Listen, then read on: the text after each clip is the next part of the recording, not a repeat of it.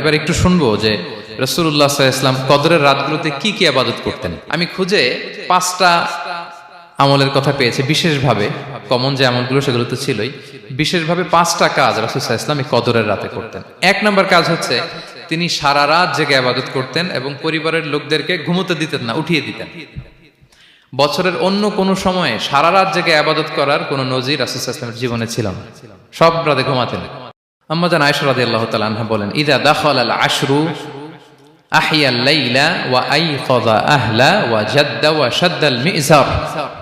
রমাদানের শেষ দশক যখন আসতো রাসূল সাল্লাল্লাহু আলাইহি ওয়াসাল্লাম সারা রাত জেগে ইবাদত করতেন, পরিবারের সদস্যদেরকে জাগিয়ে তুলতেন, স্ত্রীদের ঘুমাতে দিতেন না, জাগিয়ে তুলতেন। ফাতেমা রাদিয়াল্লাহু তাআলা আনহার ঘর পাশেই ছিল, তাদেরকে যে জাগাতেন এবং নিজে সারা রাত ইবাদত করতেনই। জাদ্দা ওয়া শাদ্দাল মিজার, খুবই বলিষ্ঠ ভাবে, খুব মজবুত ভাবে কোমরে গামছা বেঁধে নামার একটা এক্সপ্রেশন এখানে দেয়া হয়েছে। মিজার, ইজহার মানে হচ্ছে বাংলা করলে হয় লুঙ্গি। লুঙ্গি আমরা যখন খুব শক্ত কোনো কাজ করতে যাই তখন তারা কি করে, খুব টাইট করে লুঙ্গিটা বাঁধে। তার মানে বোঝানো হচ্ছে রাসূল সাল্লাল্লাহু আলাইহি ওয়াসাল্লাম কোমরে ভালো করে লুঙ্গি বেঁধে বা গামছা বেঁধে আটগাট বেঁধে নামতেন শেষ 10 দিনের জন্য।